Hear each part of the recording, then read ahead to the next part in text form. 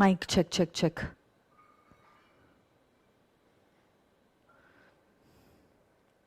Am I audible, guys?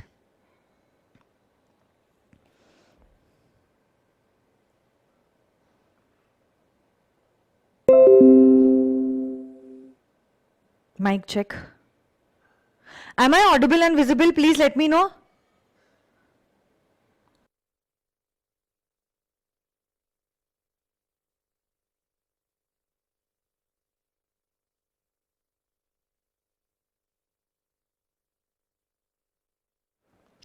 A very good afternoon to all of you all. Good afternoon, Sanskar, Shruti, Bhumika, Shrishti, Gaurav, Priyal.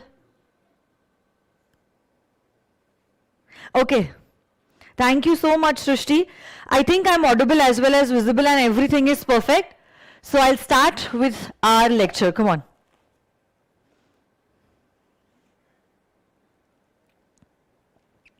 Okay, तो last session में हमने performance of a contract की शुरुआत की थी. इसी chapter में जितना भी कुछ हमारा हुआ है पहले मैं उसे रिवाइज करना चाहती हूं and then we will move ahead. So everyone has to be involve with me in the revision process. सबसे पहले मैंने ये टॉपिक की शुरुआत की थी by telling you all performance जो होता है वो दो तरीके का होता है. One, actual performance and the second is a tender of performance. Actual performance मतलब जिसको जो करना था कॉन्ट्रैक्ट में वो उसने कर दिया है. एंड टेंडर ऑफ परफॉर्मेंस मतलब यहां पे प्रोमिस और अटेम्प्ट कर रहा है परफॉर्मेंस देने की, but promisee is not accepting that performance. And because promisee is not accepting the performance, हमने आगे ये कंक्लूजन दिया था that my dear friends, promisee need not also perform his part, but along with this, my dear friends, the promisee will not be able to sue the promisor for non-performance. तो देखो, promisor attempt कर रहा है performance देने के लिए, but promisee promisor का performance accept नहीं कर रहा है. अब ना ही promisor को perform करने की जरूरत है, but along with that, जहां पे हमने एक साइड पे कह दिया promisor को perform करने की जरूरत नहीं है, दूसरी साइड पे हम ये भी कह देते हैं साइमल्टेनियसली प्रोमिसी की गलती है कि उसने परफॉर्मेंस को एक्सेप्ट नहीं किया है and thus he will not be able to sue the promisor for non performance. अगली चीज जो मैंने की थी वो ये था, who is suppose to perform the contract. कौन करेगा कॉन्ट्रैक्ट को परफॉर्म? तो सबसे पहला पॉइंट हमने कहा था it is the promisor himself who should be performing the contract. अगर आपका कॉन्ट्रैक्ट पर्सनल नेचर का नहीं है, it can also be performed either by your agent or by your employ. In case of death of the promisor, if the contract is of a personal nature, it will become void. Otherwise, it has to be performed by the person's legal representative.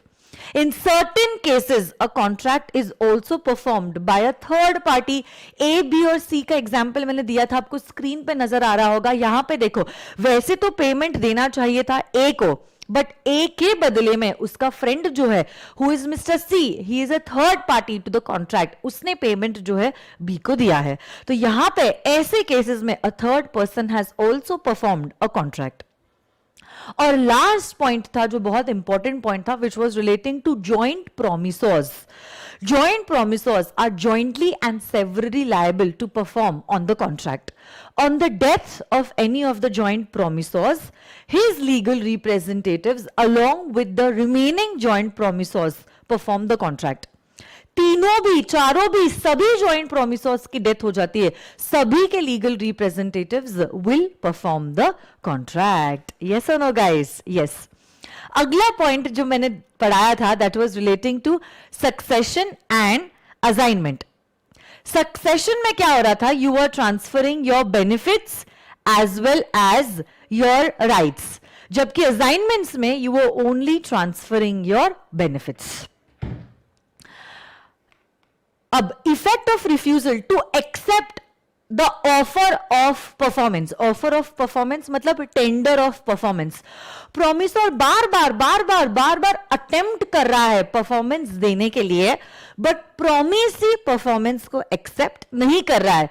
इस case में act कहती है अब प्रोमिसोर को बार बार performance देने के लिए अटेम्प्ट करने की जरूरत नहीं है।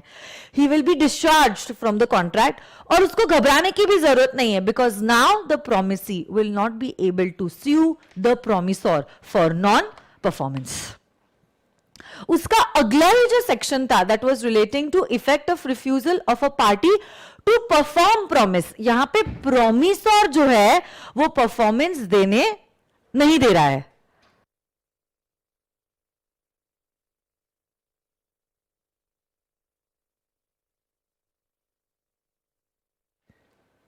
यहां पे क्या हुआ है, प्रोमिसोर जो है, प्रोमिसोर उसने ही परफॉर्मेंस देने से रिफ्यूज कर दिया है। तो इस केस में my dear friends we have two options. ये मैंने आपको सिंगर वाला एग्जांपल दिया था, अगर आपको याद होगा। कौन से दो ऑप्शंस है आपके पास? आई थिंक मैंने आपको लिखने के लिए कहा था। हाँ देखो यहां पे, 1 you can terminate the contract, or 2 by your words or by your behavior, by your conduct you can indicate that you are interested in the continuance of the performance of the contract। चाहे आपने terminate करने का decision लिया है या continue करने का decision लिया है, in both the circumstances you will be able to claim the damages। yes or no guys? yes। so I'm looking at your answers। खुशी, राशि, Priya, Nandini, very good. Gaurav, I think, I don't know why, but starting से ही इस group के boys काफी inactive रहे। सिर्फ एक दो बच्चे हैं जैसे रिकी है या गौरव है जो आंसर करते हैं मेरे सवालों का। What is wrong with the other boys? Some problem you all have? Why don't you all answer to the questions that I ask? Are you all not interested in the revision process? If you all are not interested, let me know. I will straight away start with the next topic. Then I'd rather not waste my time and energy and efforts, and not even your time, energy and efforts. मैं directly आके सिखाती जाऊंगी, सिखाती जाऊंगी, सिखाती जाऊंगी। आपके लिए भी अच्छा है, मेरे लिए भी अच्छा है। आज भी अगर आप देखोगे, it is only Gaurav who is replying from the boys। ठीक है, अभी जितेश का जवाब आया।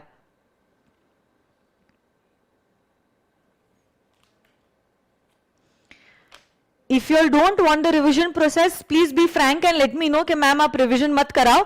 It's a fast track batch, आप straight away सिखाते जाओ, सिखाते जाओ, सिखाते जाओ। Then I will have that approach for all. I don't mind. But at least I should get the message from you all ना। अगर face to face batch होता तो आपके चेहरे को देख के मैं समझ जाती आप interested हो या नहीं। But unfortunately it is a virtual batch. I have no idea what you all are doing sitting at your homes।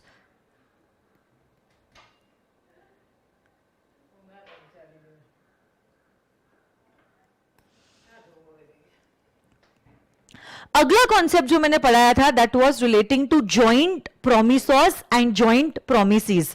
So you all know joint promisors are jointly and severally liable to make the payment of the debt. In fact they are equally liable. In case of the death of one of the parties, the legal representative along with the other survivors will make the payment। Yes or no guys? In case of death of all the parties, joint promisors, the legal representative of all the joint promisors will make the payment to the promisee। इसको कहते हैं as devolution of joint liability। इसी का reverse concept जो था that was relating to joint promisees। Joint promisees have a joint right to demand the performance। In case of death of one of the promisees, the legal representative along with others can demand for the performance। In case of death of all the joint promisees, the legal representative of all of them can demand the performance। This is known as devolution of joint rights। So I think this was the last topic that I had done। Now we will move ahead। आ जाइए। Okay। Time and place for performance of the promise।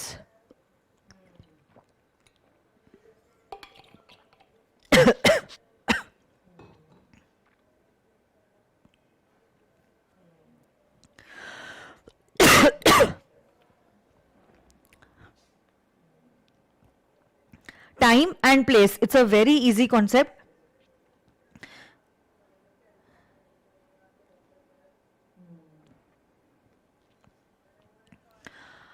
आपका जो contract है वो किस समय पे और किस जगह पे परफॉर्म किया जाना चाहिए. आपका जो कॉन्ट्रैक्ट है वो किस जगह पे और किस समय पे परफॉर्म किया जाना चाहिए. नाउ सबसे पहले तो लेट मी टेल यू, अगर कॉन्ट्रैक्टिंग पार्टीज ने आपस में डिसाइड किया है कि कौन से दिन पे कितने बजे और कौन से जगह पे परफॉर्मेंस करना चाहिए, कॉन्ट्रैक्ट के हिसाब से आप उसी समय पे, उसी दिन पे और उसी जगह पे कॉन्ट्रैक्ट को परफॉर्म करोगे. से फॉर एग्जाम्पल मेरा ये जो स्टूडियो है, उसी स्टूडियो का एसी जो है वो खराब हो गया है. Now I want the AC to be in a working condition. Otherwise taking the class is not possible because of the heavy equipments. तो अब मैं क्या करती हूँ, एसी रिपेयरिंग गाय को बुलाती हूँ और मैं कहती हूँ कि भैया संडे के दिन आप सुबह, या से फॉर एग्जाम्पल भैया आप संडे के दिन तक भी मैं क्यों रुकूं, मैं बोलती हूँ भैया आज के दिन आप शाम के 6 बजे आ जाना, तब तक मेरी क्लास जो है वो खत्म हो जाएगी. अब देखो मैंने स्पेसिफाई किया है, I have specified the place and that is my classroom. Along with the place, I have also specified the time and that is today in the evening, that is 6 p.m. तो जो जगह और जो समय मैंने बोला है उसी के हिसाब से my dear friends, that particular AC repairing guy will have to come. But say for example मैंने उसको जगह नहीं बोली थी और मैंने उसको समय भी नहीं बोला था, then my dear friends, he will have to perform the contract at a reasonable place and at a reasonable time. What is the reasonable place and what is a reasonable time will depend upon the facts and circumstances of every case. तो अगर मैंने कहा है classroom का AC खराब हुआ है तो ऑब्वियसली बात है, क्या वो बंदा मेरे घर पर आएगा? नहीं. कहां आएगा? Reasonable place would be my classroom. समय क्या होगा? ऑब्वियसली बात है रात के 12 बजे, सुबह के 6 बजे. क्या वो बंदा एसी रिपेयरिंग के लिए आ सकता है? जी नहीं. He will have to come during a reasonable time. Reasonable time would be during your business hours. जैसे आजकल बिजनेस आवर्स है मॉर्निंग 9 टू इवनिंग 6 o'clock. उसी समय में वो बंदा को आके अपने कॉन्ट्रैक्ट को परफॉर्म करना होगा. सिंपल. अब देखो रीजनेबल प्लेस इस जगह पे मेरी क्लासरूम है. हो सकता है मैंने उसको कॉल किया है कि भैया मेरे जो घर का एसी है वो खराब हो गया. अब अगर घर का एसी खराब हुआ है तो फिर reasonable place would be my house. Office का एसी खराब हुआ है, office would be the reasonable place. So what is your reasonable place will depend upon the facts and circumstances of every case. So वो आपको case to case basis पे decide करना होता है. उसके लिए हम लॉ में कोई फिक्स चीज नहीं लिख सकते. ऑफिस रीजनेबल प्लेस, अगर घर का एसी खराब हुआ है वो बंदा ऑफिस में जाके क्या करेगा, है ना. तो इसीलिए हमने कह दिया है टाइम और प्लेस अगर फिक्स नहीं है, किस चीज के लिए कॉन्ट्रैक्ट किया जा रहा है उसके हिसाब से आप डिसाइड करोगे कि इस कॉन्ट्रैक्ट के लिए रीजनेबल प्लेस और रीजनेबल टाइम क्या है. So this may vary from case to case basis, as simple as that. Did you all get it, my dear friends? If you all wish to, you can make a note of this particular chart. फटाफट 1 minute का समय मैं दे रही हूं, लिख लीजिए.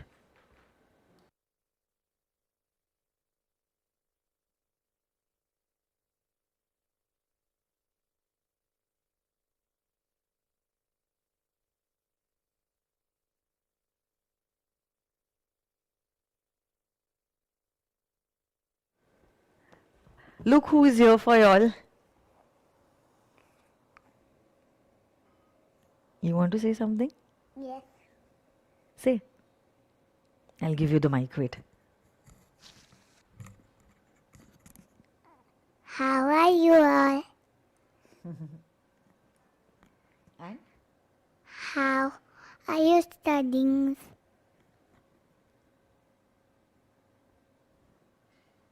Bolo don't Don't. irritate your ma'am. Listen to your teacher. Listen to your teacher.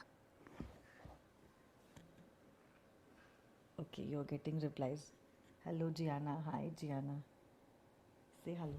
Hello. And thank you for my birthday wishes.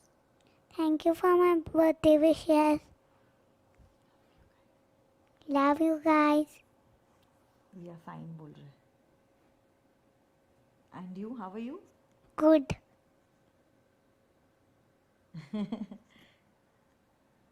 Study well. Study well. Okay. Can I continue now? No. Why? I'll meet you in some time, okay?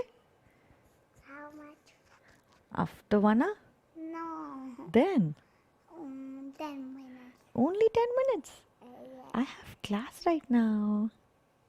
No. You can wait for me for 1 hour and then I'll see you, okay? Yes. Look at what I. Look what you got. Yes. So many hearts. Why? Because they love you. Why no? Huh? Because you're so cute.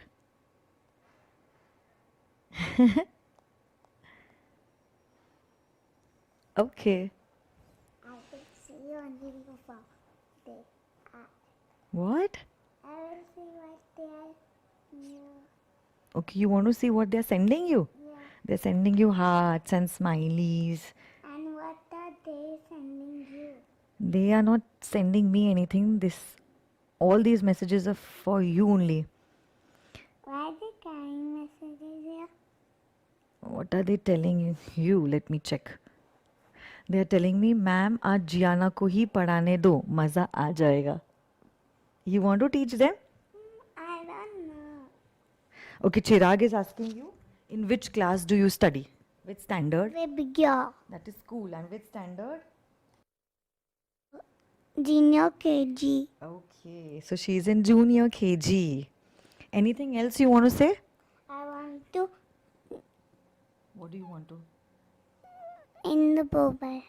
You want to send them smileys? But they can see you, Gianna. They can see you. But I want to do.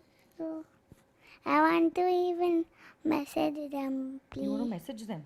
What message do you want to send them? Let me know. Okay. You can send them smileys, okay? Okay. What smileys are you sending them? Where are some smileys? Let me see. It's here. Wait, I'll remove it for you. Okay. Here. You can send them smileys, okay? What are these? Hats. Okay. Gayatri is asking you, did you have your lunch? Yes. Okay. Ask them, did you have your lunch? Did you have your lunch? And ask them, are you enjoying your class with mama? Ask them, are you enjoying your class with mama? Ask them. Yes. Ask them. Yes. What? You don't have to say yes. They'll say no, yes or no. Ask them. Oh my goodness. So many hearts you got. I want to You send. tell them you better enjoy in the class because mama stays away with me so that she can teach you. है ना? Yeah. I'm away from you, no, when I'm with my students. Yes. So they should seriously study, na? है ना? Because you sacrifice so much. I want to. I want to visit. I want to send them something. You already send them, na, smileys. I want to more. Okay, last now. Okay? Okay. And then they are saying they have lunch after class Why?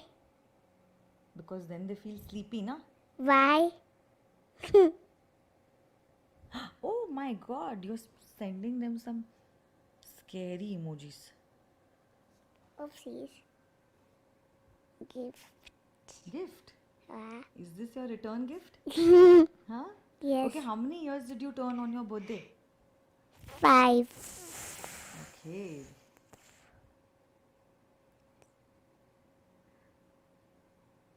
Okay, can I continue? Okay. Okay, then can I get my phone now? No. How will I teach them. Okay, send them the smileys, na? 1 minute. Which one do you want to send? I'll help you. Where's the? Let me Which one? see which one I need it. My You ear. want to send a rainbow? Yes. It's here. Okay, send it to them. Rainbow, rainbow, rainbow, rainbow, rainbow. That's it, that's it. Can you tell me the colors of the rainbow? Red, orange, and green and blue and indigo and violet. Okay. Chalo. Now let me continue, okay? Only some rainbows and then rain.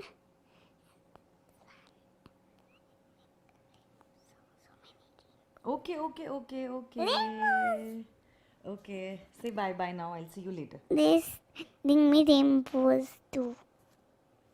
Okay, Gaurav sent you rainbows, na? See, other students are also sending you rainbow. Wow. It's a big rainbow. I want to send them big rainbow. Send them only one then. Okay. See. Then another big one. Why didn't it come a big one? Again a big one. That's it, Jana. Now I have to teach them also, na? We'll chat later on after the class gets over. Tell them bye. Bye bye. I'm seeing the message. No, Jana, I chat with them. They answer to me on this phone. So I need the phone, okay? Just wondering when. Last one. Say bye. Wave to them. Bye. Okay. Check. So I think, yes. You all might be done with the writing part.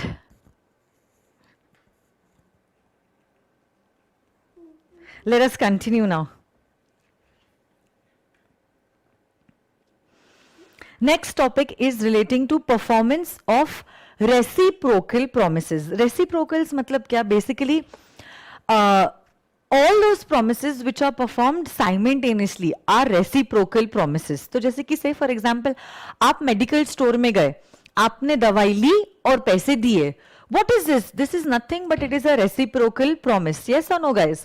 So reciprocal promises have to be performed simultaneously. That is one after the other immediately. Reciprocal promises have to be performed. Reciprocal promises have to be performed simultaneously. Simultaneously means one after the other immediately. यहाँ पे आप medicines लोगे और पैसे दोगे. तो ऐसे ही reciprocal promises को perform किया जाता है. But let me tell you one thing. कभी कभार क्या होता है कुछ contracts में, कुछ contracts में, okay? Expressly contract में ही fix किया जाता है the order of the performance. Don't move that, Jana, please. कुछ कॉन्ट्रैक्ट्स ऐसे होते हैं जहां पे क्या होता है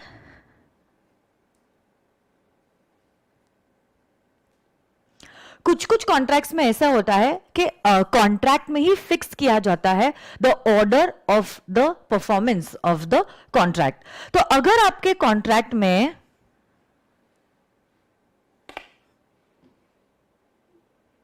जना कैमरा थोड़ा सा मूव हो गया, शिफ्ट करोगे? I'll tell you which side. बस.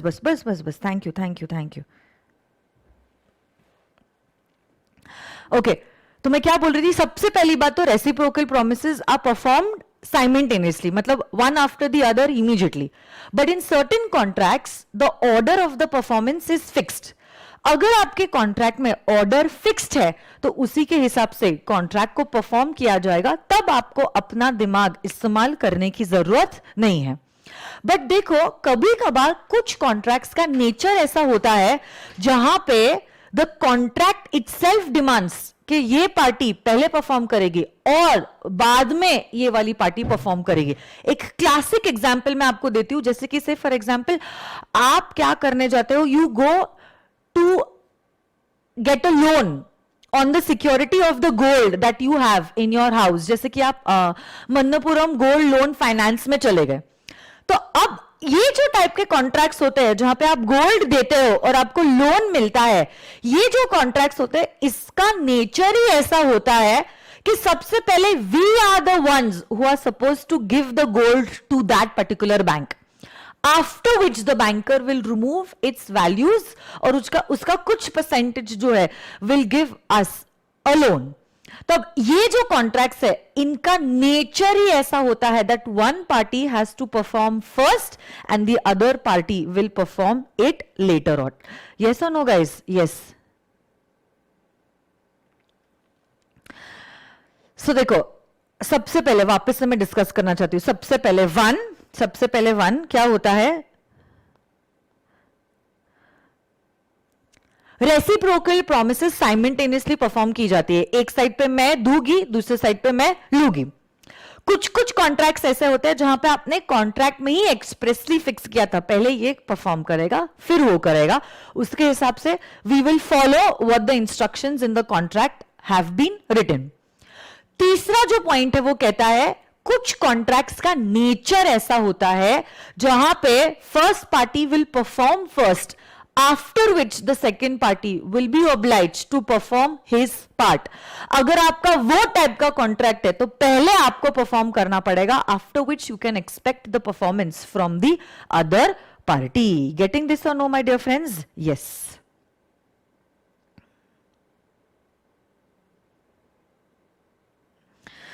So देखो, when contract consists of reciprocal promises to be simultaneously performed, simultaneously मतलब एक के बाद एक तुरंत, no promisor need to perform his promise unless promisee is ready and willing to perform his reciprocal promise। तो जब तक दोनों पार्टीज रेडी नहीं होते तब तक परफॉर्मेंस देने की जरूरत नहीं है।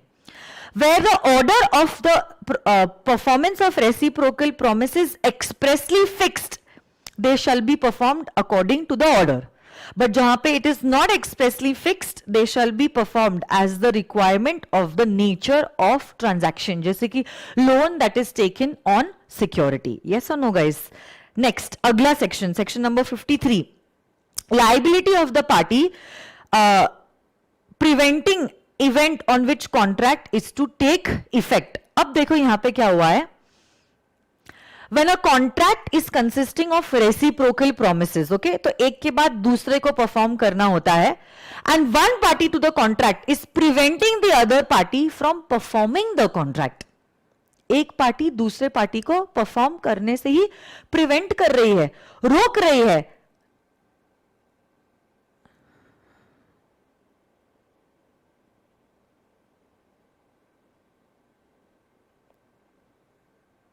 देन उस केस में एक्ट कहती है the contract becomes voidable, the contract becomes, underline the word voidable at the option of the party who is being prevented to perform the contract. The contract becomes voidable at the option of the party who is being prevented from performing the contract, and this party will be entitled to compensation from the other party for the loss in consequence of non performance of the contract। तो जैसे कि say for example, मैंने सबसे पहले आपको example दिया था शाहरुख और आमिर का, जहां पे आमिर गाड़ी बेच रहे थे और शाहरुख उसके बदले में 50 लाख रुपए दे रहे थे। आमिर ने कॉन्ट्रैक्ट को परफॉर्म करने के लिए बहुत बार अटेम्प्ट किया था, आज वो आ गए, देखो रीजनेबल प्लेस पे आए और रीजनेबल टाइम पे आए, कहा कि हे शाहरुख मैंने अपनी कार डिलीवरी के लिए लाई है, प्लीज गाड़ी लो और पैसे दो। आज शाहरुख कहता है नहीं I am in a busy meeting today, please come tomorrow. कल भी आमिर आते हैं, आमिर को पता चलता है आज तो शाहरुख खान शूटिंग के लिए कहीं और दिल्ली चले गए हैं। वापस से तीसरे दिन आते हैं तो तीसरे दिन पता चलता है घर में कुछ पूजा वूजा चालू है, so he did not attend Aamir. So now Aamir बार बार परफॉर्मेंस को टेंडर करने की कोशिश कर रहा है, but Shahrukh is preventing Aamir to perform the contract. Act कहती है इस केस में the contract will become voidable, voidable मतलब able to be void at the option of Aamir. Aamir अगर चाहे और परफॉर्मेंस टेंडर कर सकते हैं, कि चलो सच में वो बिजी होगा, हो सकता है कुछ काम में है, ठीक है कोई बात नहीं, मैं कल आ जाता हूं, परसों आ जाता हूं, तो ऐसे और परफॉर्मेंस वो क्या कर सकता है, टेंडर कर सकता है। नहीं तो अब 3 बार तो वो ऑलरेडी आके जा चुके हैं, he can also treat the contract as void and he can ask for compensation from Mr. Shahrukh. So basically contract becomes voidable at the option of Aamir. वो चाहे तो वही कॉन्ट्रैक्ट को टर्मिनेट करवा सकते हैं और कॉम्पेंसेशन क्लेम कर सकते हैं, या तो अगर उनमें पेशेंस है तो फिर he can again tender the performance till the time Shahrukh does not accept the delivery of the car. So a very easy section. अगला point next. I think camera मैंने जियाना को शिफ्ट करने बोला था, so it's perfect. Please let me know, do I need to shift the camera?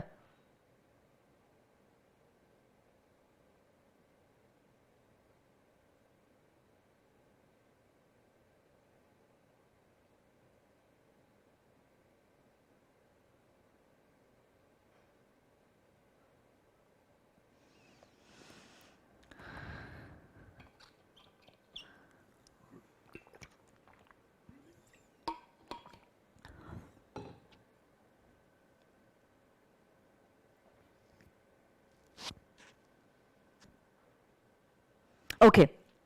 Next, effect of default as to that promise which should be performed first in contract consisting of reciprocal promises. कितना easy है ये section, मतलब common sense है।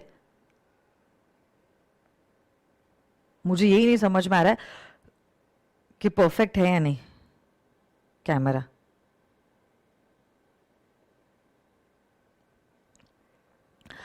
देखो ना, reciprocal promise है और जिस पार्टी को पहले परफॉर्म करना चाहिए था उस पार्टी ने परफॉर्म ही नहीं किया, तो ऑब्वियस सी बात है अगर पहली ही पार्टी ने परफॉर्मेंस नहीं दिया, the second party need not perform the contract.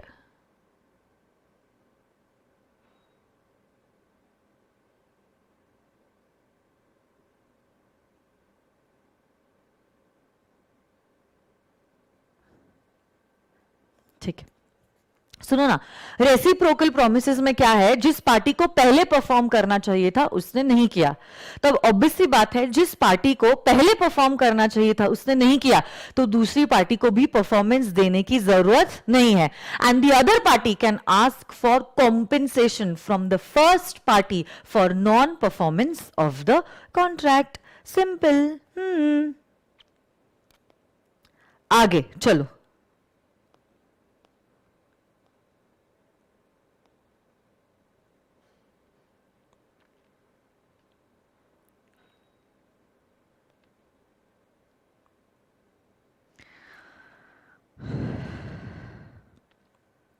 Effect of failure of performance at a fix time in a contract. अब देखो इसमें दो बातें हैं, आई will just remove the PPT for all so that it is easier. Foundation, Indian contract act,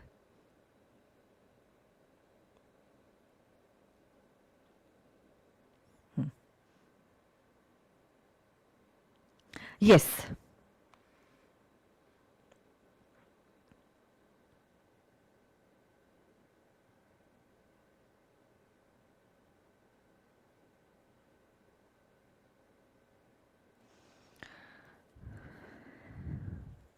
अब सुनो मेरी बात,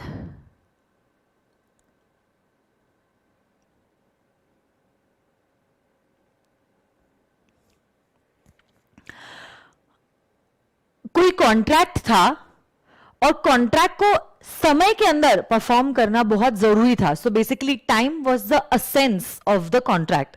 से for example you were getting married in the next month, तो आपकी शादी जो है से 9 जून को हो रही है और आपकी शादी के लिए you wanted to stitch a lehenga, so now you went to a designer and you told the designer कि 9 तारीख को मेरी शादी हो रही है, तो 1 तारीख तक आप लहंगा स्टिच करवा के रेडी रखना। यहां पे time is the essence of the contract, क्योंकि अब देखो अगर 9th को आपकी शादी है, 10 तारीख को लहंगा मिलेगा, एक दिन बाद, शादी के एक दिन बाद, तो भी उसकी value is 0, it has no value. Why? Because 100% value of this lehenga is only on the day of your marriage. But आपने कुछ दिन स्पेयर रखा और आपने कहा है जरूर 9th को मेरी शादी है, बट 1 तारीख तक डिजाइनर प्लीज ये लहंगा को रेडी रखना। अब देखो ये ऐसा कॉन्ट्रैक्ट है जहां पे time is the असेंस of the contract, जहां पे time is the असेंस of the contract. If time is the essence of the contract and you do not perform the contract within the time you had promised in the contract, designer ने promise किया था कि अगर आपकी 9 जून को शादी है, 1 जून तक वो आपका लहंगा रेडी रखेगा। 1 जून को आप उसके पास जाते हो, but he says I am really very sorry, अभी तक आपका लहंगा जो है वो कंप्लीट हुआ नहीं है, फिनिशिंग अभी तक बचा हुआ है। अब अगर उसने प्रॉमिस समय के अंदर आपको आपके गुड्स की डिलीवरी नहीं दी, आपके पास 2 ऑप्शन है। 1, you resign the contract and you claim the damages, say that lehenga was for 50,000 rupees. आप क्या करोगे? आप कहोगे कि अब ये लहंगा आपके पास ही रहने दो, मुझे आपसे ये लहंगा नहीं लेना है, ये 50,000 रुपए मैं आपसे कॉम्पेंसेशन लूंगा and I will buy a readymade lehenga. I don't want this lehenga from you. You keep it with you only. या तो आप कॉन्ट्रैक्ट को रिसाइन करो और डैमेजेस क्लेम करो, या तो my dear friends you can give the other party some extra time for performance. आप कह सकते हो लहंगा तो मैं आपसे ही लूंगा क्योंकि मैंने आपसे ही चॉइस की है, अब क्योंकि मैंने आपसे ही चॉइस की है, सारी चीजें आपसे ही डिस्कस की है and I am comfortable with you as my designer, तुम 2 दिन और ले लो बट लहंगे को अच्छे से फिनिश करके मुझे दे दो। सो यहां पे आप क्या कर रहे हो? उसको और समय दे रहे हो कॉन्ट्रैक्ट को परफॉर्म करने के लिए। You are not resigning the contract, but अगर आपने उसको और समय दिया है, आपने खुद उसको समय दिया है और समय दिया है कॉन्ट्रैक्ट को परफॉर्म करने के लिए, you can not ask for compensation, क्योंकि आपने अपने हाथों से कॉन्ट्रैक्ट का समय जो है वो बढ़ाया है, इसलिए आप उनसे कॉम्पेंसेशन नहीं मांग सकते। तो देखो 2 ऑप्शन है, आप या तो और समय दो या तो इमीडिएटली कॉन्ट्रैक्ट को रिसाइन कर दो। आप और समय दो या तो कॉन्ट्रैक्ट को रिसाइन कर दो। और समय दिया मतलब कॉन्ट्रैक्ट वैलिड रहता है, कॉन्ट्रैक्ट को रिसाइन कर दिया मतलब कॉन्ट्रैक्ट वॉइड हो गया। मतलब इन शॉर्ट अगर मुझे एक सेंटेंस में आपको एक्सप्लेन करना होगा जो एक्ट में लिखा है, तो एक्ट कहता है अगर time is the essence of the contract और समय के अंदर कॉन्ट्रैक्ट परफॉर्म नहीं हुआ है, the contract becomes voidable at the option of the promisee. If the promisor fails to perform the contract within the time he had promised in the contract, it becomes voidable, it becomes voidable, able to be void। अगर आप चाहो resigned कर लो और damages claim कर लो, अगर आपने resigned नहीं किया तो आप डैमेजेस क्लेम नहीं कर सकते हो, but you are only giving the other party some extra time for performance. तो ये दोनों भी चीजें आपके हाथों में है। यस और नो गाइस? यस। बट देखो there are certain contracts in which time is not the essential elements in a contract.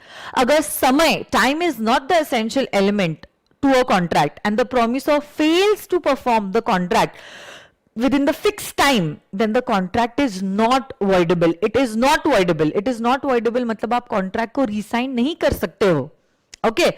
But जरूर आप कॉन्ट्रैक्ट को रिसाइन नहीं कर सकते हो, बट डिलेड परफॉर्मेंस के लिए you can always claim for compensation from the other party. Getting this और no my dear friends? Yes.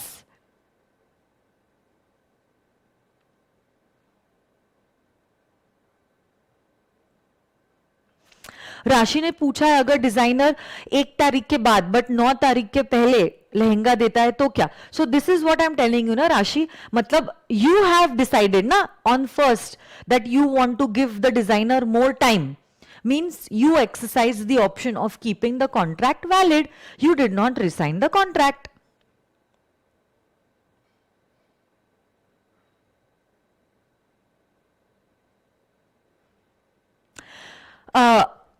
देखो राशि, आपका क्वेश्चन ही गलत है। अगर आपने यही नहीं बताया है कि आपकी वेडिंग 9th को है, जिस कारण के लिए आप ये लहंगा बना रहे हो, तो फिर वो ये पॉइंट में आएगा ही नहीं, because that time the other party was not aware that time is the essence of the contract. तो आपको बताना पड़ेगा ना कि ये लहंगा आपको शादी के लिए चाहिए और आपकी शादी 9th को है, you have to tell the other party that time is the essence of the contract. Otherwise फिर वो सेकंड कैटेगरी में आ जाएगा जहां पे रिसेशन पॉसिबल नहीं है, बट डिलेड परफॉर्मेंस के लिए आप कॉम्पेंसेशन क्लेम कर सकते हो, है ना. ठीक है राशि. नंदिनी,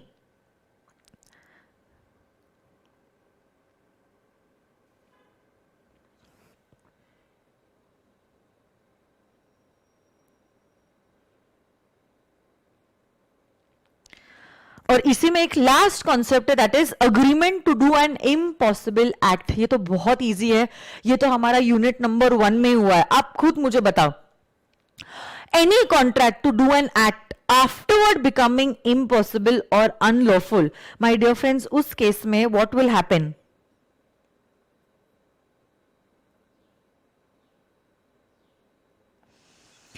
यहां पे क्या हुआ है, कॉन्ट्रैक्ट बनने के बाद एक्ट इम्पॉसिबल हो गई है. So, say for example, we entered into a contract with each other to sell and purchase tobacco. Currently, dealing in tobacco is allowed. But contract enter करने के बाद, but performance के पहले से unfortunately महाराष्ट्र गवर्नमेंट ने tobacco में deal करना ban कर लिया. अब अगर महाराष्ट्र गवर्नमेंट ने टबैको में डील करना बैन कर दिया, उस केस में माय डियर फ्रेंड्स, जिस समय से टबैको में डील करना बैन हो जाता है, उसी समय से कॉन्ट्रैक्ट जो होता है बिकम्स वॉइड. उसी समय पे कॉन्ट्रैक्ट वॉइड होता है. So basically initially the contract was valid, but now it has become impossible because of the change in the law. जिस समय पे लॉ चेंज हुआ है, उस समय से कॉन्ट्रैक्ट को परफॉर्म करना इम्पॉसिबल हो गया है, तो उसी समय से माना जाएगा कि कॉन्ट्रैक्ट वॉइड हो चुका है.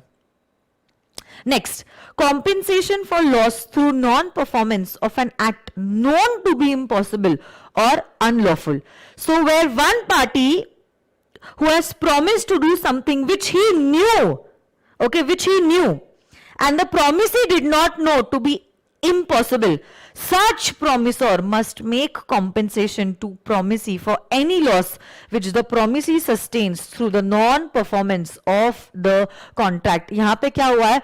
One party knew that performing the contract was impossible. Say for example, आपने दूसरी पार्टी के साथ कॉन्ट्रैक्ट एंटर किया है to sell 1000 kgs of rice. अब आप जानते थे कि 1000 kgs ऑफ राइस जिसकी डीलिंग आप दूसरी पार्टी के साथ कर रहे हो, वो माल ऑलरेडी खराब हो चुका है, ऑलरेडी उसको कीड़े लग चुके हैं और वो खराब हो चुका है. फिर भी आप दूसरी पार्टी के साथ कॉन्ट्रैक्ट एंटर करते हो. दूसरी पार्टी को नहीं पता था कि वो जो सब्जेक्ट मैटर है वो डिस्ट्रॉय हो चुका है by those insects. You were aware, but फिर भी आपने कॉन्ट्रैक्ट एंटर कर दिया. ऐसे यू न्यू कि वो राइस बेचना पॉसिबल नहीं है. क्यों बेचना पॉसिबल नहीं है? Because that rice is not tradeable, it is not merchantable in nature. You can not give that rice जिसको इंसेक्ट्स लग चुके हैं और इंसेक्ट्स ने आधा उसको डिस्ट्रॉय कर दिया है. यू न्यू कि उसको ट्रेड करना पॉसिबल नहीं है. Other party was not aware about this particular thing, but still you enter into a contract on the due date. Obviously contract को परफॉर्म करना पॉसिबल नहीं है. Other party can ask for compensation from you. Why? Because you knew that the act was impossible. Still you entered into a contract. You gave the other party, you put the other party on the faith कि आप इस तारीख को ये 1000 kgs of rice supply करोगे. तो उस वजह से he did not buy rice from any other party. Now he has suffered losses because of your mischief. You will have to give compensation to that party. And impossibility can be of two types. अगर initial impossibility है तो contract, my dear friends, is void ab initio. To make a dead person alive. Initially it is impossible, void ab initio. But अगर subsequent impossibility है, subsequent impossibility, तो contract void हो जाता है. यहां पे तो agreement ही void है इनिशियल इम्पॉसिबिलिटी के लिए, और सब्सिक्वेंट के लिए कॉन्ट्रैक्ट जो है वो वॉइड हो जाता है. यस और नो गाइस? बोलो. Are you all understanding this, my dear friends?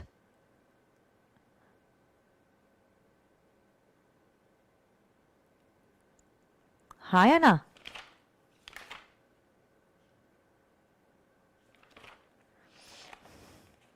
Can I continue?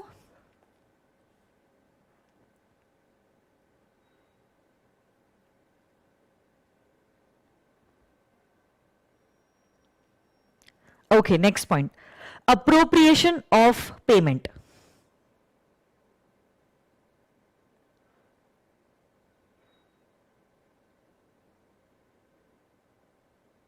Today we are going to complete this chapter, only after which I will give you all an off. Okay? Are you all watching the Companies Act lecture? How many of you all have watched the Companies Act lecture? Can you tell me? Can you raise your hands? How many of you all have watched the Companies Act lecture?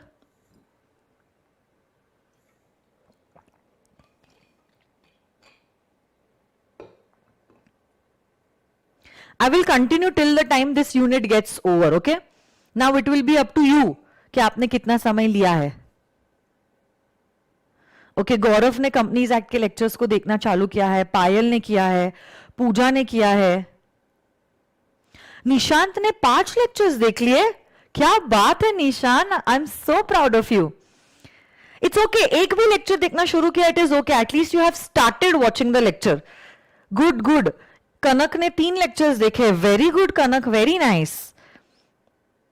It is okay, even if you have watched one lecture, it is fine. I just wanted to know how sincere you all are towards yourself. आपने शुरुआत किया है, that is the best part. क्या बात है पायल, 6 lectures complete कर लिया आपने, इतना मजा आ गया, क्या बात है, very good. I told you all ना Companies Act के lecture में मजा आएगा because that is actually a live batch recording और वो फास्ट ट्रैक बैच नहीं है, रेगुलर बैच है, तो एकदम थॉरली और डिटेल में मैंने पढ़ाया है. तो आई न्यू. जिन्होंने स्टार्ट नहीं किया है, please start watching the lectures, at least start watching the lectures, okay.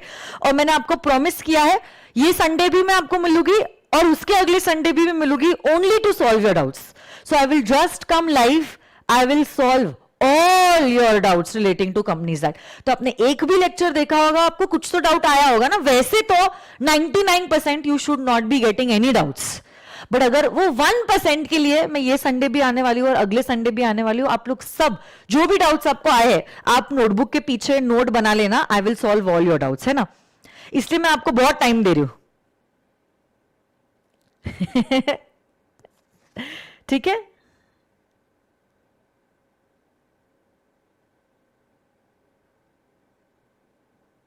Good Nishant, I am so proud of you. And Payal, very nice, very nice. So you all start watching the lectures. जितने भी आपने lectures देखे होंगे और जो भी doubts होंगे, हम लोग ये संडे भी मिलेंगे. जिनको कोई कारण के वजह से, जेन्युइन कारण ही मैं अज्यूम कर रही हूं, आप लेक्चर्स नहीं देख पाए, अगले संडे वापस मैं आपके पास आऊंगी और मैं आपके बाकी के डाउट सॉल्व करूंगी, है ना.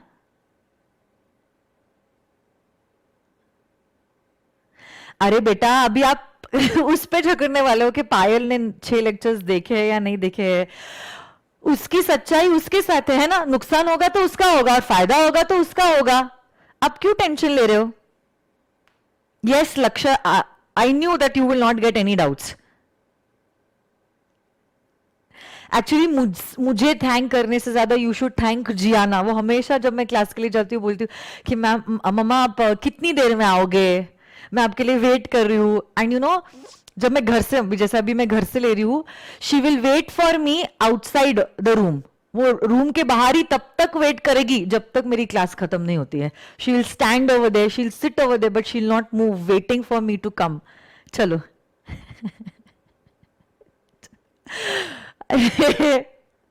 तुम लोग ना सीए से ज्यादा लॉयर अच्छे ज्यादा बन सकते हो, है ना, क्योंकि आपको दूसरे व्यक्ति को झूठा साबित करना बहुत अच्छे से आता है कि ऐसे कैसे पॉसिबल है. बताओ, 6 घंटा, 2 बजे तो लेक्चर्स अपलोड हुए हैं, हर लेक्चर जो है वो 1.5 घंटे का है, इंटू 6 लेक्चर्स, इतना 9 घंटे के लेक्चर्स है. बाप रे.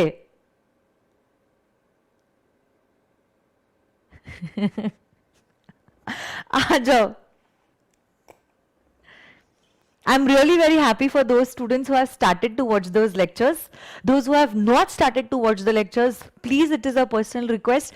एक lecture तो आप हर रोज देखते जाओ.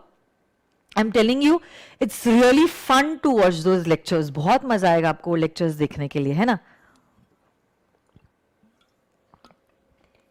और जितने जल्दी आपका कोर्स कंप्लीट होगा, उतना ज्यादा समय आपको सेल्फ स्टडी के लिए मिलेगा.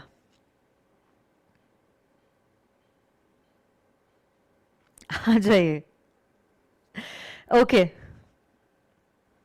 Appropriation of payment, section number 59, 60 and 61.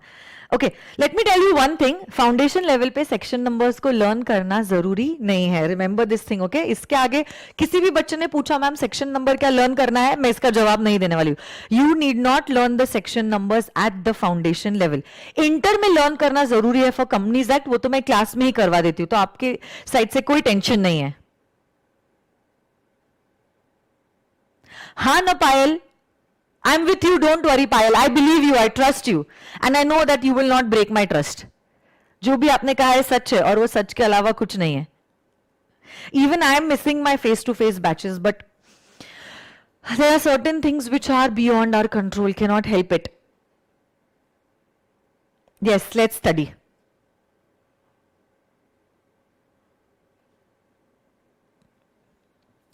Okay, listen. Sometimes what happens is a single debtor owns several debts to the same creditor. एक ही debtor है, एक ही creditor है. And this debtor is owning several debts to the same creditor and has to make payment. And the payment that he is making is not sufficient to discharge all the debts. He is owning multiple debts. Okay. तो जैसे कि अगर आप यहां पे देखोगे, as on today, इसकी date कुछ चेंज कर देती हूं.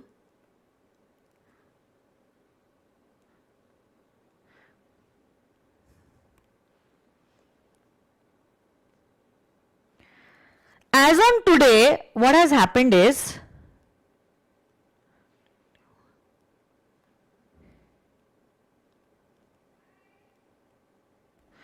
as on today, this Mr. D is the debtor, has to make payment in all totally 8 lakh rupees to Mr. C. So who is C? C is the creditor. Who is D? D is the debtor. एक ही debtor को, एक ही creditor को multiple payments देने हैं. एक ही debtor को, एक ही creditor को मल्टीपल पेमेंट्स देने हैं. और ये जो पेमेंट है, इसका टोटल अमाउंट जो है, it is coming up to rupees 8 lakhs. अब देखो, कुछ अमाउंट जो है that had become due, date due on 1st January 2019. Some debt is due on 1st January 2020 and some debt is due on 1st January 2021. ऐसे करके 1 लाख, 5 लाख, 2 लाख. आज के दिन पे अगर देखेंगे टोटल अमाउंट जो ड्यू है from mister D, that is equivalent to rupees 8 lakhs. आज क्या हुआ है, से फॉर एग्जाम्पल कुछ अमाउंट डी ने सी को दिया है. आज क्या हुआ है, कुछ अमाउंट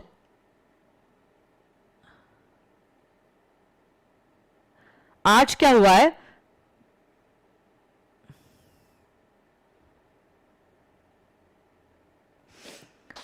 कुछ पेमेंट डी ने सी को दिया है.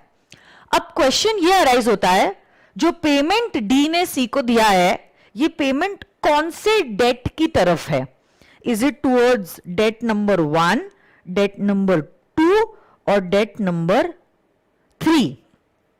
से फॉर एग्जाम्पल आज पेमेंट 3 लाख का दिया है, तो ये 3 लाख रुपए क्या फर्स्ट डेट की तरफ है, सेकंड डेट की तरफ है या थर्ड डेट की तरफ है?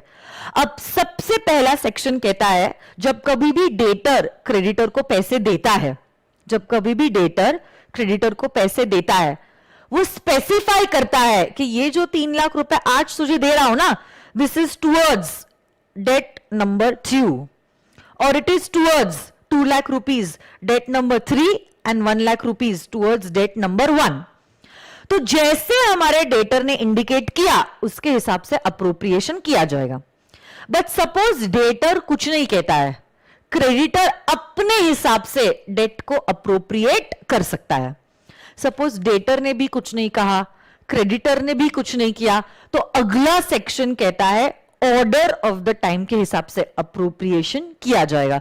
मतलब सबसे पहले जो डेट ड्यू हुआ है उसका पेमेंट पहले, उसके बाद का पेमेंट बाद में, और आखिरी वाला पेमेंट एंड में. So this is all about section number 59, 60 और 61.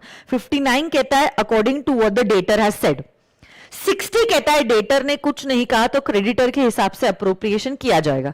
61 कहता है ना डेटर ने अप्रोप्रिएट किया ना क्रेडिटर ने अप्रोप्रिएट किया, according to the order of time, that is first date जो सबसे पहले ड्यू है, सबसे पहले पेमेंट उसको जाएगा and then later dates and as on and so on किया जाएगा.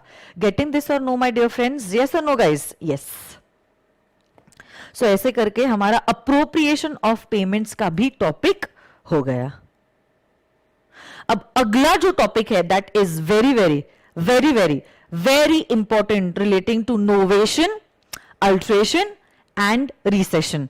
हम लोग क्या करते हैं, 5 मिनट का छोटा सा ब्रेक लेते हैं and then we will continue with these topics. Okay, 5 minutes का break.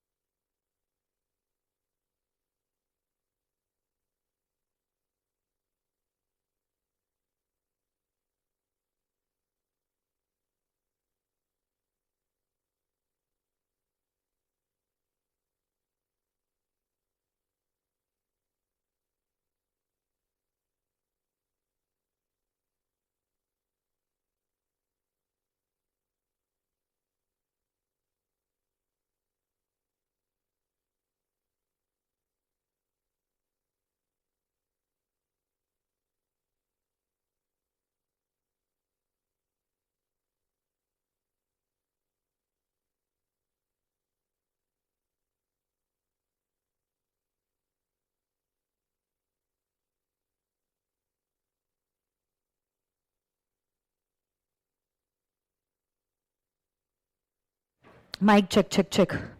Okay, am I audible and visible? Is it perfect?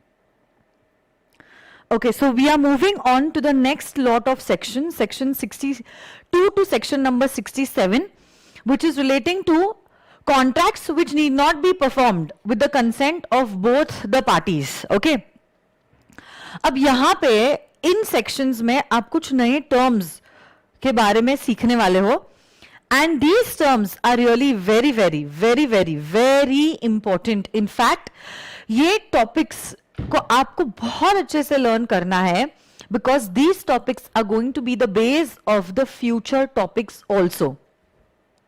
सबसे पहला टर्म जो है that is relating to novation. That is relating to what? Novation. अब यहां पे क्या हो रहा है नोवेशन में?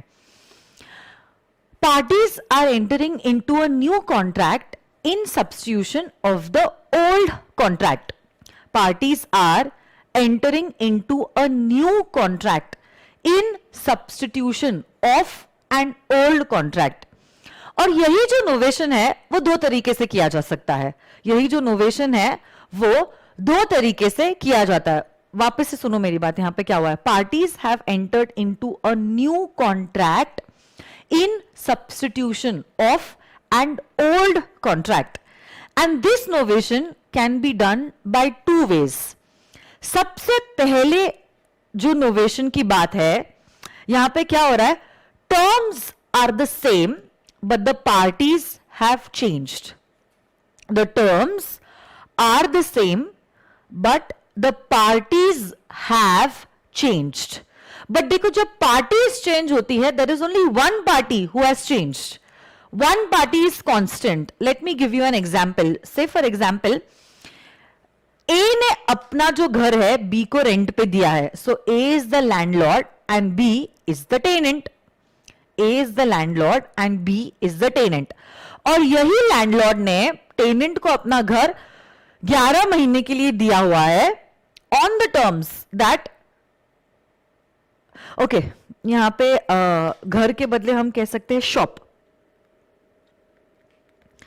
ए ने अपना शॉप जो है बी को दिया है on rent. Okay, so I am really very sorry, please correct, I want to correct whatever I have said.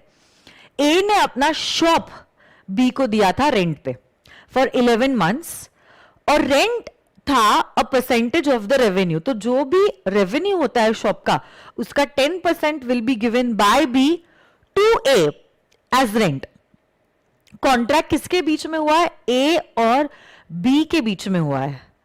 अब देखो, 5 months back B sold his business to सी.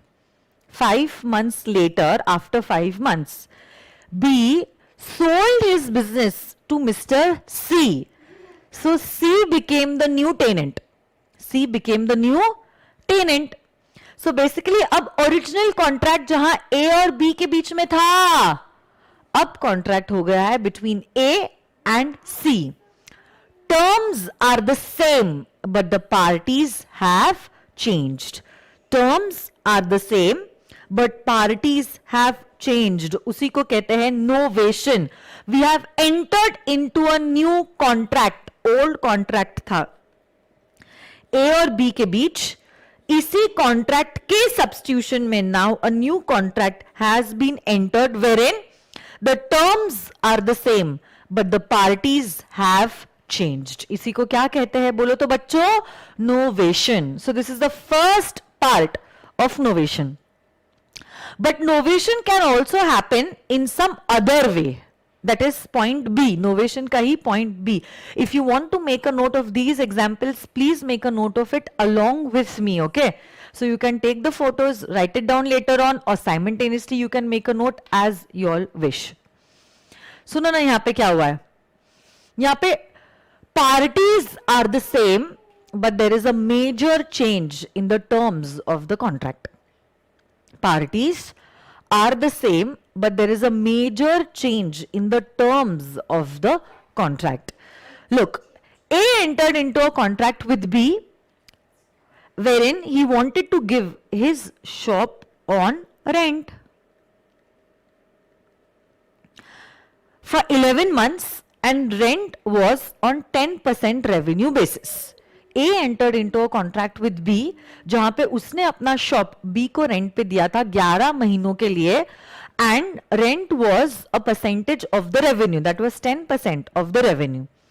अब देखो क्या हुआ है, contract is between A and B only, parties are the same, parties are still the same, parties are the same, but now 5 महीने बाद A और B ने आपस में डिसाइड किया है कि रेंट हमें फ्लक्चुएटिंग नहीं रखना चाहिए, फिक्स्ड बेसिस पे रखना चाहिए, and now they have agreed to give and take rent of ₹20,000 per month.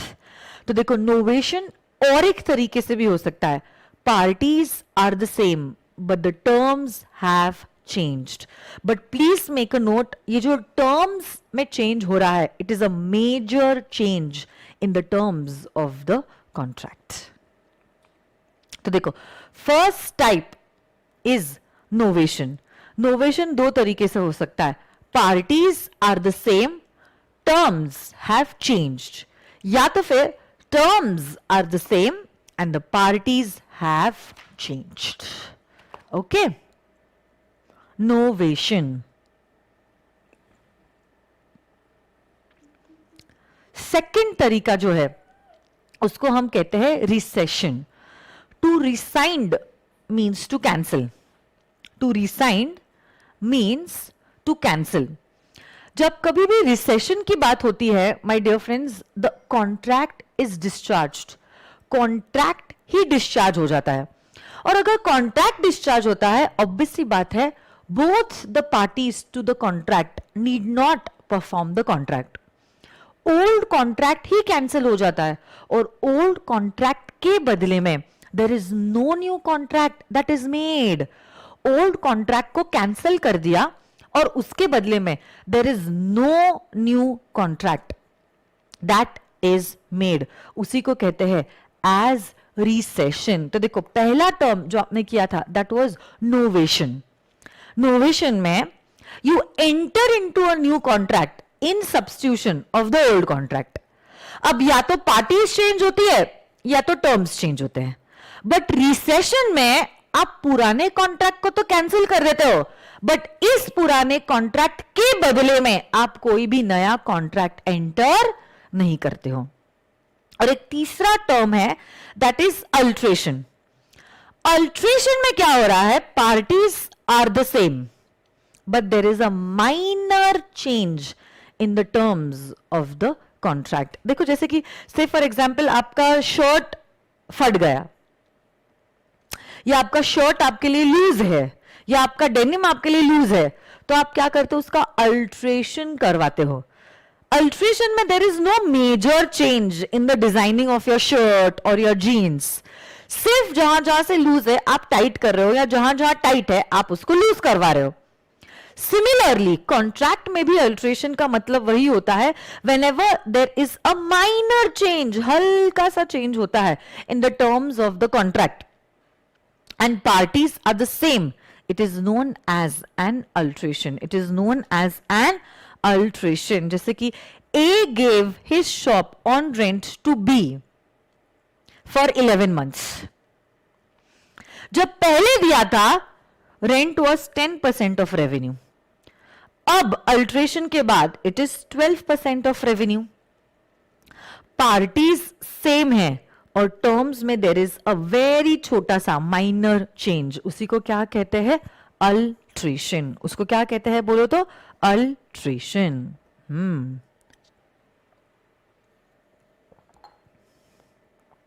So did you all understand this my dear friends? 3 concepts हमने देखे हैं. वन नोवेशन, सेकेंड रिसेशन और तीसरा अल्ट्रेशन. नोवेशन में you enter into a new contract in substitution of the old contract. जब आप contract को resign करते हो, आप सिर्फ पुराने कॉन्ट्रैक्ट को कैंसिल करते हो and no new contract is formed. And alteration में there is a very minor change in the terms of the contract. Okay, is it clear my dear friends? Okay, very good. Good. Khushi, Gaurav, आलोक, विश्वास, पूजा, very nice. Nishant पूछ रहा है कि कैसे पता चलता है इनोवेशन है या alteration. When there is a minor change it is an alteration.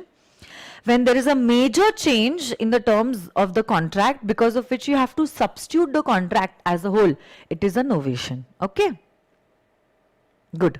Good Kiran, Khushi, Urvashi, very nice. Nice Sanskar. Okay, promisee next point पर थे. चलो, प्रोमिसी में waive or remit performance of the promise.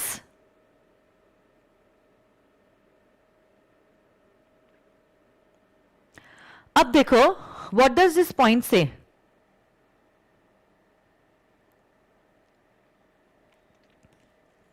Wave of कर देना मतलब क्या करना? छोड़ देना. वेव ऑफ कर देना मतलब क्या कर देना? छोड़ देना. तो या तो आप आपकी कंप्लीट राइट्स को वेव कर सकते हो या तो कुछ हिस्से को वेव ऑफ कर सकते हो. जैसे कि से फॉर एग्जांपल मेरी क्लास के लिए आपको मुझे देने हैं जस्ट फॉर एग्जांपल 5,000 रुपीज. अब आपको मैं कहती हूं ठीक है, आपने 5,000 रुपए ना दिए, 3,000 दे दिए तो भी चलेगा. 2,000 के लिए I have waived of my right. So basically मेरे राइट को मैंने छोड़ दिया है. आपकी ड्यूटी को अब आपको पूरी तरह से परफॉर्म करने की जरूरत नहीं है. 5,000 ना देते हुए आपने 3,000 दे दिए तो भी चलेगा. तो अगर कोई पार्टी अपने राइट को वेव ऑफ कर देता है, दूसरी पार्टी को उतनी परफॉर्मेंस देने की जरूरत नहीं होती है. Restoration of benefit under a voidable contract. Yes, अगर कोई भी वॉइडेबल कॉन्ट्रैक्ट है, वॉइडेबल छोड़ो, even if there is a void agreement, आपको रिस्टोरेशन का रूल अप्लाई करता है और बेनिफिट्स रिस्टोर करने पड़ते हैं. No party can enrich himself at the cost of another. तो जैसे कि से फॉर एग्जांपल अवॉइडेबल कॉन्ट्रैक्ट का मैंने आपको एग्जांपल दिया था, जहां पे क्या हुआ था, ओल्ड फादर को बेटे ने बोला था कि आपकी सारी प्रॉपर्टी मेरे नाम पे करवा दो तो ही मैं आपका ध्यान रखूंगा. अब बूढ़े पिताजी कोर्ट ऑफ लॉ में जाते हैं एंड ऑब्वियसली ही प्रूव्स कि अनड्यू इन्फ्लुएंस में कॉन्ट्रैक्ट एंटर किया गया है, तो कॉन्ट्रैक्ट वॉइड हो जाएगा. जो भी प्रॉपर्टी बेटे के नाम पे करी गई थी अब वो वापस से पिताजी के नाम पे की जाएगी by the order of the court.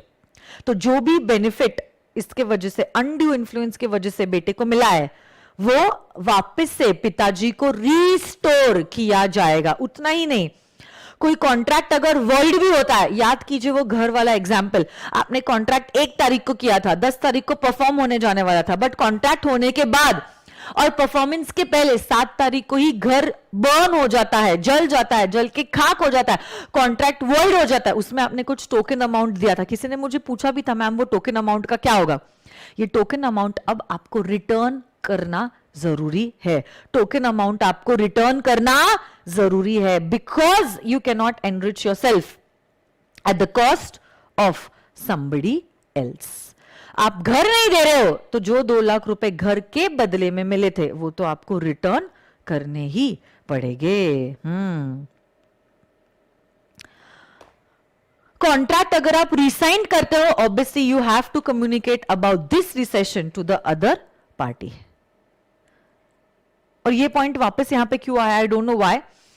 अगर आप प्रोमिसी को रीजनेबल कंडीशंस नहीं देते हो कॉन्ट्रैक्ट को परफॉर्म करने के लिए, he will be discharged on the performance of the contract. बार बार बार बार बार बार आमिर आ रहे हैं गाड़ी बेचने के लिए, शाहरुख उसको एक्सेप्ट नहीं कर रहे, Shahrukh will be discharged performing the contract. और एक आखिरी पॉइंट है, and then this chapter comes to an end and that is discharge of a contract.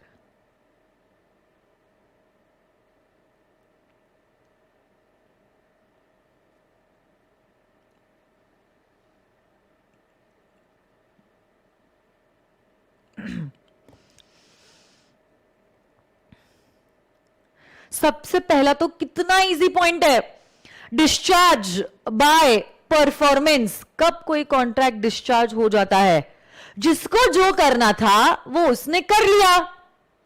Aamir ने गाड़ी दे दी, शाहरुख ने पैसे दे दिए, क्या कॉन्ट्रैक्ट डिस्चार्ज हो जाएगा? हाँ, इसी को कहते हैं actual performance. But I told you sometimes they can also B attempted performance. Bar bar promise और आ तो रहा है परफॉर्मेंस देने के लिए, बट प्रॉमिस ही प्रॉमिसर का परफॉर्मेंस एक्सेप्ट नहीं कर रहा है। उस केस में आपको याद है मैंने लिखा भी था, my dear friends, the promisor will be discharged from the performance, he need not perform his obligation. अब उसको परफॉर्मेंस देने की जरूरत नहीं है। तो चाहे एक्चुअल परफॉर्मेंस है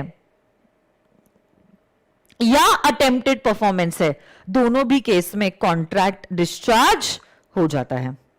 सेकंड, डिस्चार्ज हुआ है बाय म्यूचुअल अग्रीमेंट, जहां पे म्यूचुअली आपने पहले कॉन्ट्रैक्ट बनाया था, अब म्यूचुअली आपने कॉन्ट्रैक्ट को डिस्चार्ज कर दिया है, और यही डिस्चार्ज हो सकता है, अभी मैंने आपको पढ़ाया था, नोवेशन से, रिसेशन से, या तो फिर अल्ट्रेशन से।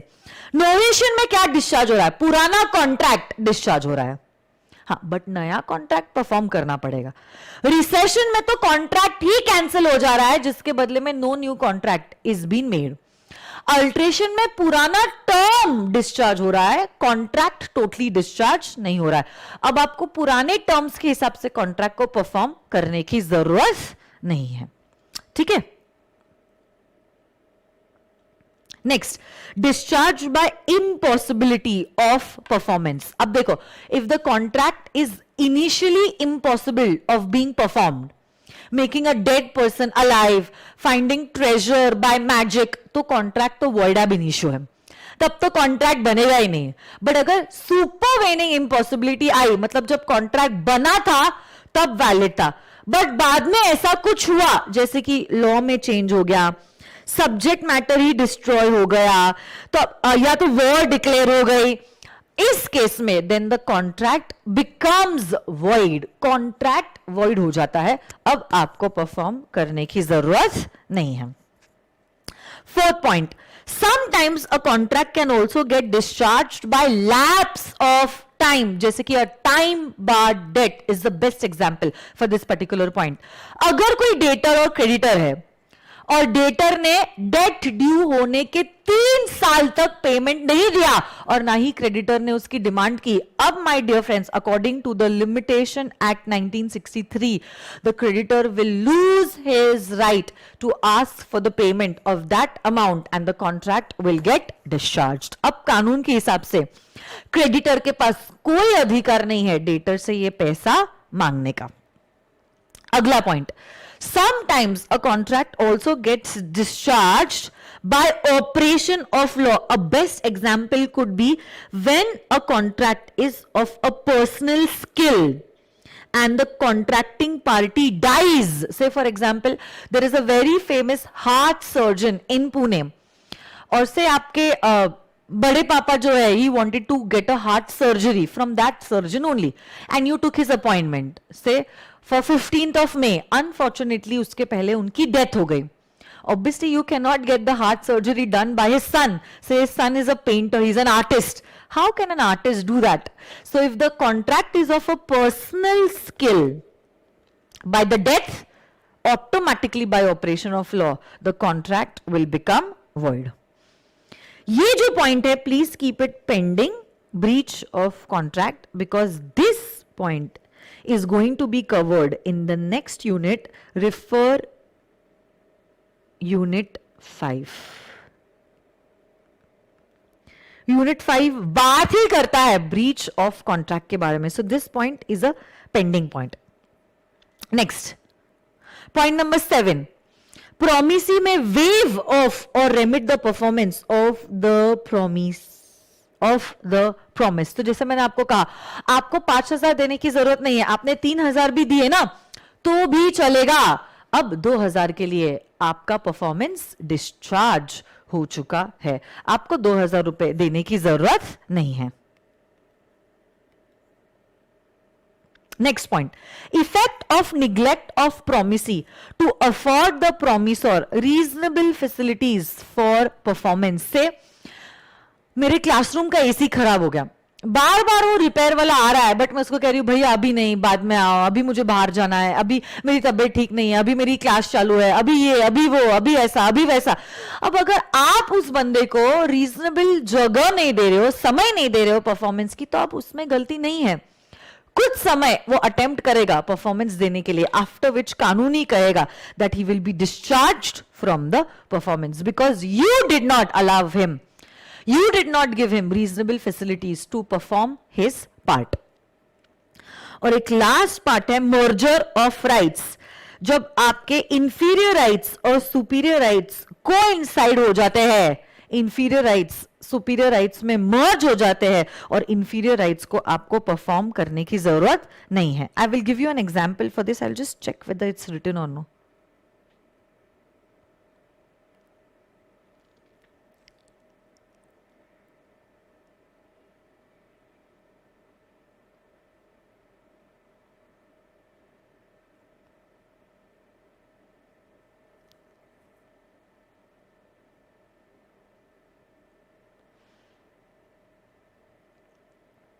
सुनो ना, जैसे कि sir for example I will give you the example, it's not written. A took a land on lease from B.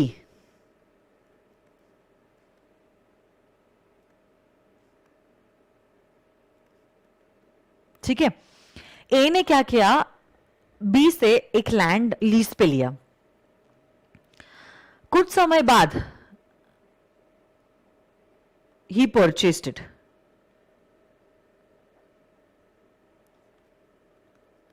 Therefore, Mr. A became the owner of the land. Now, दो rights है, एक as a tenant और एक as a owner. ये जो है ये superior right है और ये जो है ये इंफीरियर राइट है. Now my dear friends, automatically जब सुपीरियर राइट आ जाती है over this inferior right, the lease contract will get discharged. That is, the lease contract will terminate.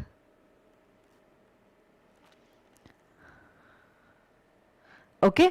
तो ऐसे केसेस में इंफीरियर राइट अगर सुपीरियर राइट में मर्ज हो जाते हैं, मर्जर के बाद इंफीरियर राइट वैनिश हो जाते हैं and they are not required to be performed, that is they will get discharged. Yes or no, guys?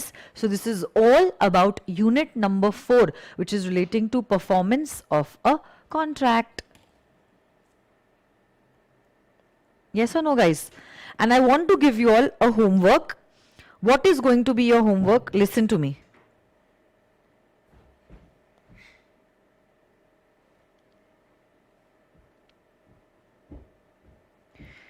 ये दो चीजें आपकी होमवर्क के लिए है.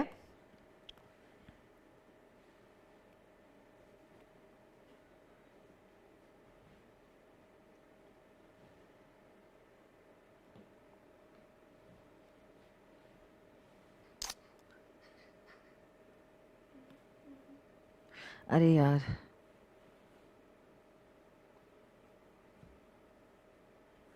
there are two things which you have for homework today. One is you have to write a short note on novation. Novation के लिए आपको डायरेक्ट थ्योरी क्वेश्चन है, 3 मार्क के लिए आपको लिखना है a short note on novation.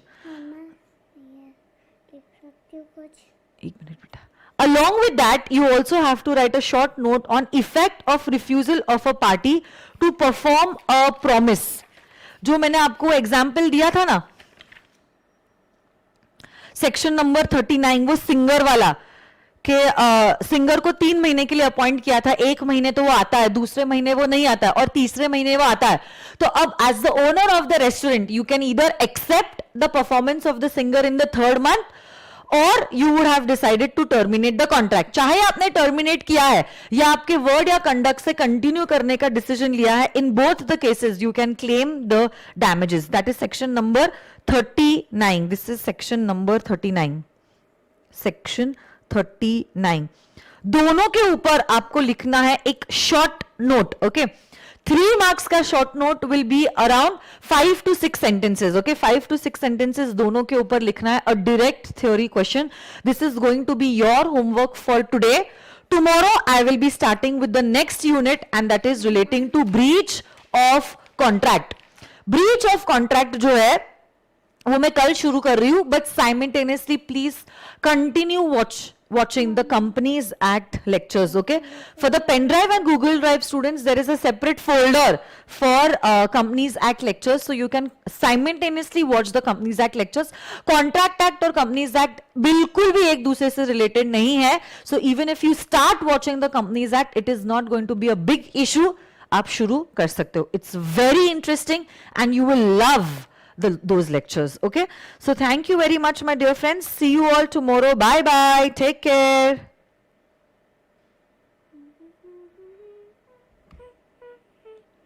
मम्मा, मम्मा मैं इस पेन से लिख सकती हूँ? Just 1 second, बेटू.